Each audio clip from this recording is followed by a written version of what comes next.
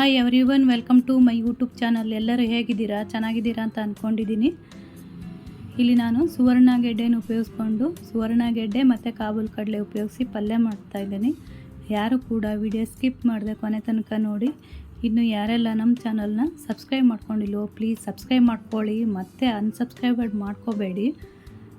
ಜಾಸ್ತಿ ಆಗುತ್ತೆ ಪರವಾಗಿಲ್ಲ, ಮತ್ತು ಕಡಿಮೆ ಆಗುತ್ತೆ ಬೇಜಾರಾಗುತ್ತೆ. ಅದಕ್ಕೋಸ್ಕರ ಮಾಡ್ಕೊಳ್ತೀರಾ ಚೆನ್ನಾಗಿ ಮಾಡ್ಕೊಳ್ಳಿ, ಇಲ್ಲಾಂದರೆ ಬೇಡವೇ ಬೇಡ.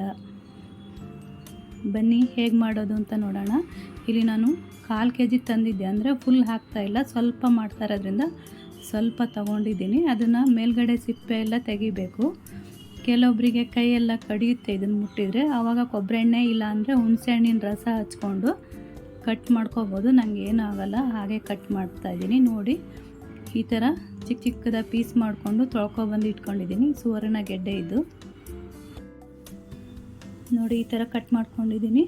ಇಲ್ಲಿ ನಾನು ಕಾಬೂಲ್ ಕಡಲೆ ರಾತ್ರಿ ನೆನೆಸಿಟ್ಟಿರೋದು. ಇದು ಯಾವುದಾದ್ರೂ ಹಾಕೋಬೋದು, ಇದೆ ಅಂತ ಏನಿಲ್ಲ. ಇದನ್ನು 1 ಹಿಡಿಯಷ್ಟು ಹಾಕ್ಕೊಳ್ತಾ ಇದ್ದೀನಿ. ಸ್ವಲ್ಪ ಮಾಡ್ತಾ ಇರೋದ್ರಿಂದ ಸ್ವಲ್ಪ ಉಪಯೋಗಿಸ್ತಾ ಇದ್ದೀನಿ.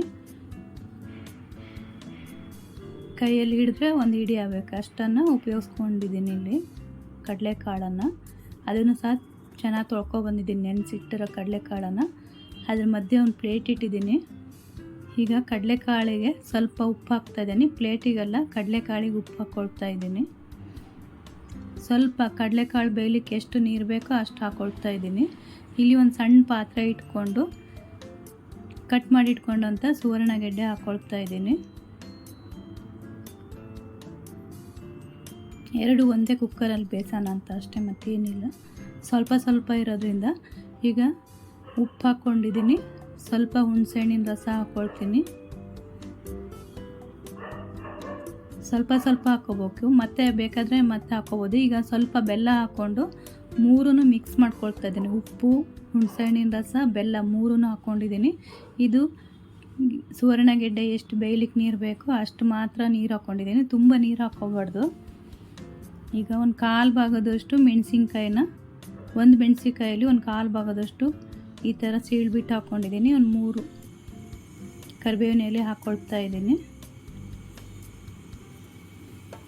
ಇದನ್ನು ಪ್ಲೇಟಿನ ಮೇಲೆ ಇಟ್ಟು ಒಂದು 4 ವಿಷಲನ್ನು ಕೂಗಿಸ್ಕೊಳ್ತೀನಿ.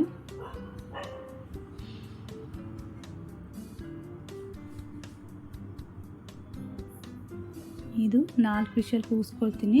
ಈಗ ಇದಕ್ಕೆ ಮಸಾಲೆಗೆ ಒಂದು 7-8 ಮೆಂತ್ಯ ಹಾಕ್ಕೊಂಡಿದ್ದೀನಿ. ಒಂದು 1/4 ಟೀ ಸ್ಪೂನಷ್ಟು ಜೀರಿಗೆ, ಇದು ಸಣ್ಣ ಟೀ ಸ್ಪೂನು. ಒಂದು ಅರ್ಧ ಟೀ ಸ್ಪೂನಷ್ಟು ಕಡಲೆಬೇಳೆ, 1 ಸ್ಪೂನಷ್ಟು ಧನಿಯಾ, ಕೊತ್ತಂಬರಿ ಕಾಳು ಬೀಜ, ಇದು ಅರ್ಧ ಟೀ ಸ್ಪೂನು ಉದ್ದಿನಬೇಳೆ ಇದೆ.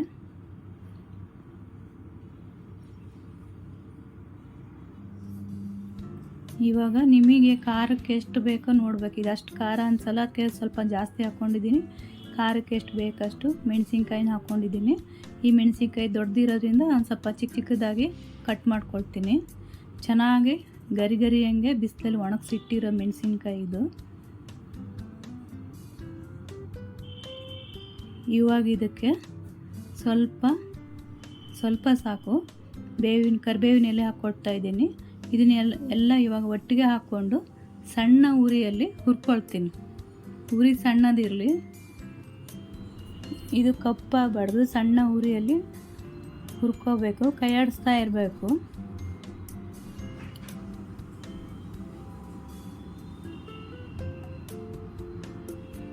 ನೋಡಿ ಈ ಥರ ಕೆಂಪಗೆ ಹುರ್ಕೋಬೇಕು. ಇದನ್ನು ನಾನು ಸಣ್ಣ ಉರಿಯಲ್ಲಿ ತುಂಬ ತನಕ ಹುರ್ಕೊಂಡಿದ್ದೀನಿ. ಗ್ಯಾಸ್ ಆಫ್ ಮಾಡ್ಕೊಂಡಿದ್ದೀನಿ, ಆಗಿದೆ. ಇವಾಗ ಕೆಂಪಾಗೋ ರೀತಿ ಹುರ್ಕೋಬೇಕಷ್ಟೆ. ಇದು ಆರಬೇಕು. ಇವಾಗ ಆರಿದ ಮೇಲೆ ನೋಡಿ, ಇವಾಗ ಆರಿದೆ, ಇದು ತಣ್ಣಗಾಗಿದೆ. ಇದನ್ನು ಒಂದು ಮಿಕ್ಸಿ ಜಾರಿಗೆ ಹಾಕ್ಕೊಳ್ತೀನಿ.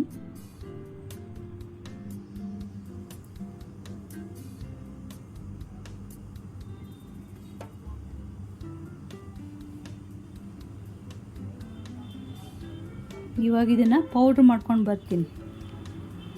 ತುಂಬ ನೈಸಾಗಲ್ಲ, ಒಂದು ಸ್ವಲ್ಪ ತರಿಯಾಗಿ ಪೌಡ್ರ್ ಬಂದಿದ್ದೀನಿ. ಇವಾಗ ಇದಕ್ಕೆ ಹಸಿ ತೆಂಗಿನಕಾಯಿ ತುರಿ,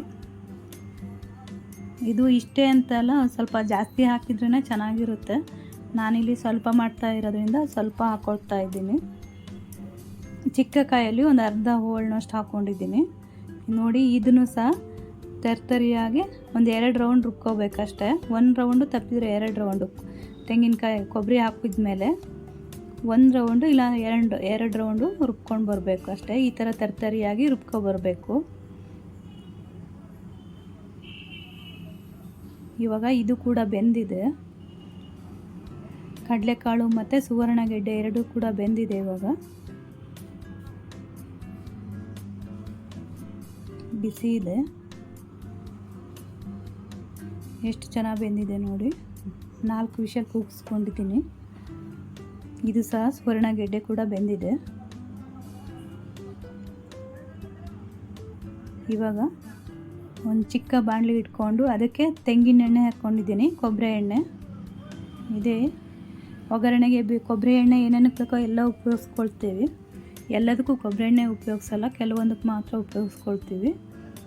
ಇವಾಗ ಎಣ್ಣೆ ಒಂದು ಸ್ವಲ್ಪ ಜಾಸ್ತಿ ಹಾಕ್ಕೊಂಡಿದ್ದೀನಿ. ಒಂದು ಅರ್ಧ ಟೀ ಸ್ಪೂನಷ್ಟು ಸಾಸಿವೆ ಹಾಕ್ಕೊಂಡಿದ್ದೀನಿ. ಬೆಳ್ಳುಳ್ಳಿ ಹಾಕ್ಕೊಂಡಿದ್ದೀನಿ. ಬೆಳ್ಳುಳ್ಳಿ ಬೇಕಿದ್ರೆ ಹಾಕೋಬೋದು. ಇಲ್ಲಿ ಬೆಳ್ಳುಳ್ಳಿ ನೀರುಳ್ಳಿ ಉಪಯೋಗಿಸದೆ ಕೂಡ ಮಾಡ್ಬೋದು, ಬೆಳ್ಳುಳ್ಳಿ ಹಾಕದೆ ಕೂಡ ಮಾಡ್ಬೋದು. ನಾನಿಲ್ಲಿ ಒಗ್ಗರಣೆ ಬೆಳ್ಳುಳ್ಳಿ ಹಾಕ್ಕೊಂಡಿದ್ದೀನಿ, ಜಜ್ಜಿಸ್ಕೊಂಡಿದ್ದು. ಒಂದು 3-4 ಒಣಮೆಣಸು ಮತ್ತು ಕರಿಬೇವಿನ ಎಲೆ ಹಾಕ್ಕೊಂಡಿದ್ದೀನಿ ಒಗ್ಗರಣೆಗೆ. ಒಗ್ಗರಣೆ ಎಲ್ಲ ಬೆಂದ ಮೇಲೆ ಕಡಲೆಕಾಳನ್ನು ಹಾಕ್ಕೊಳ್ತಾ ಇದ್ದೀನಿ. ಇಲ್ಲಿ ಬೇಯಿಸಿಟ್ಕೊಂಡಂಥ ಸುವರ್ಣಗೆಡ್ಡೆನ ನೀರು ಸಮೇತ ಹಾಕ್ಕೊಂಡಿದ್ದೀನಿ. ಇವಾಗ ಪೌಡ್ರ್ ಮಾಡಿ ಇಟ್ಕೊಂಡಿದ್ದಂಥದ್ದು ಎಲ್ಲ ಪೌಡ್ರನ್ನು ಹಾಕ್ತಾಯಿದ್ದೀನಿ.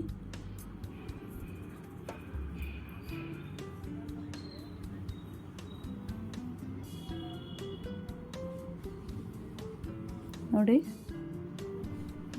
ಸ್ವಲ್ಪ ಉಪ್ಪು ಮತ್ತು ಹಾಕಿ ಮಿಕ್ಸ್ ಮಾಡ್ತದೆ. ನೋಡಬೇಕು, ಫಸ್ಟ್ ಒಂದು ಸಲ ಮಿಕ್ಸ್ ಮಾಡಬೇಕು. ಕಮ್ಮಿ ಆದರೆ ಮತ್ತೆ ಮೇಲೆ ಹಾಕೋಬೋದು. ನಾವು ಕಾಳು ಬೇಯಲಿಕ್ಕೆ ಮತ್ತು ಸುವರ್ಣಗೆಡ್ಡೆ ಬೇಯಲಿಕ್ಕೆ ಸ್ವಲ್ಪ ಹಾಕ್ಕೊಂಡಿದ್ವಿ. ಇವಾಗ ಕಡಲೆಕಾಳು ಬೇಯಿಸಿದ ನೀರನ್ನು ಕೂಡ ಹಾಕ್ಕೊಂಡಿದ್ದೀನಿ. ಇಲ್ಲಿ ಯಾವುದೂ ನೀರನ್ನು ವೇಸ್ಟ್ ಮಾಡಿಲ್ಲ.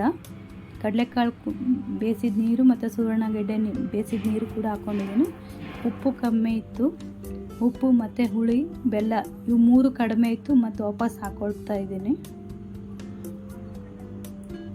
ಫಸ್ಟ್ ಒಂದು ಸ್ವಲ್ಪ ಹಾಕಿ ನೋಡಬೇಕು, ಕಮ್ಮಿ ಆದರೆ ಮತ್ತೆ ಉಪಯೋಗಿಸ್ಕೋಬೋದು. ಇದು ಬೆಲ್ಲ ಹಾಕ್ಕೊಳ್ತಾ ಇದ್ದೀನಿ, ಹುಣಸೆಹಣ್ಣು ಹಾಕ್ಕೊಂಡಿದ್ದೀನಿ. ಚೆನ್ನಾಗಿ ಒಂದು ಸಲ ಸ್ವಲ್ಪ ಡ್ರೈ ಆಗೋವರೆಗೂ ಇದನ್ನು ಕುದಿಸ್ಕೋಬೇಕು.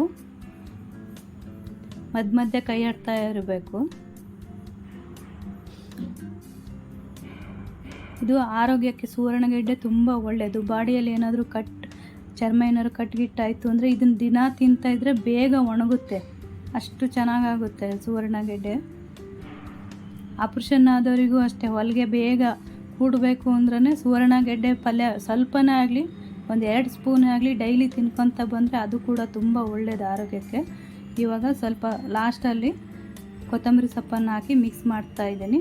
ಈಗ ಗ್ಯಾಸ್ ಆಫ್ ಮಾಡಿಕೊಂಡು ಮುಚ್ಚಿಡ್ತಾ ಇದ್ದೀನಿ. ಇವಾಗ ಒಂದು ಪ್ಲೇಟಿಗೆ ಸರ್ವ್ ಮಾಡಿ ತೋರಿಸ್ತಾ ಇದ್ದೀನಿ. ನಾನು ಬೇಗ ಮಾಡ್ತಾ ಇರೋದ್ರಿಂದ ಇನ್ನೂ ಅಡುಗೆ ಆಗಿಲ್ಲ. ನಾವು ಯಾವಾಗಲೂ 12 ಗಂಟೆ ಮೇಲೆ ಅಡುಗೆ ಮಾಡೋದು.